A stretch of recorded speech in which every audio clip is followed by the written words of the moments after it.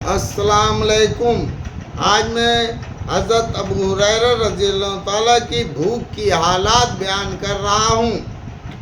حضرت ابو ہریرہ رضی اللہ تعالیٰ ایک مرتبہ کتان کے کپڑے کے ناک صاف کر کے فرمانے لگے، کیا کہنے ابو ہریرہ کہ آج کتان کے کپڑے میں ناک صاف کرتا ہے، حالانکہ مجھے یہ زمانہ بھی یاد ہے جب حضور اقدس صلی اللہ علیہ وسلم کے ممبر اور حجرے کے درمیان بے ہوش پڑا ہوا تھا اور لوگ مجنون سمجھ کر پاؤں سے گردن دباتے تھے، حالانکہ جنون نہیں تھا بلکہ بھوک تھی۔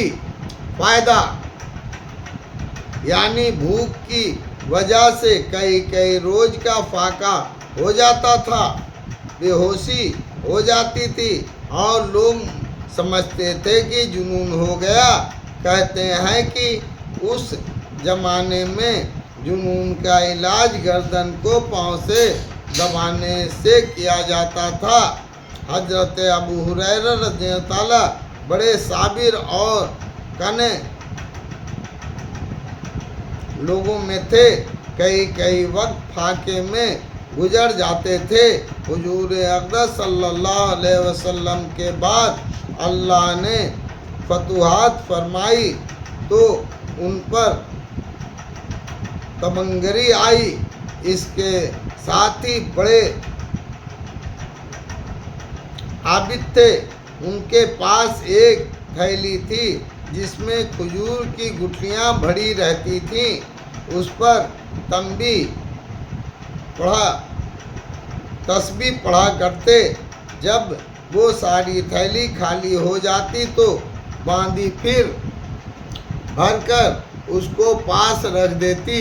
اس کو یہ بھی معلوم تھا کہ خود اور بیوی اور خادم 3 آدمی رات کے 3 حصے کر لیتے اور نمبروار ایک شخص تینوں میں سے عبادت میں مشغول رہتا۔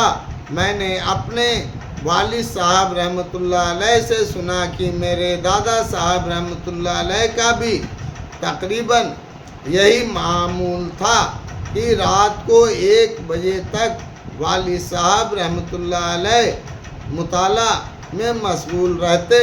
1 بجے دادا صاحب تہجد کے لیے اٹھتے تو تقاضا فرما کر والد صاحب کو سلا دیتے اور خود تہجد میں مشغول ہو جاتے اور صبح کے تقریباً پون گھنٹہ قبل میرے تایا صاحب رحمۃ اللہ علیہ کو تہجد کے لیے جگا دیتے اور خود اتباع سنت میں آرام فرماتے۔ اللہ اکبر۔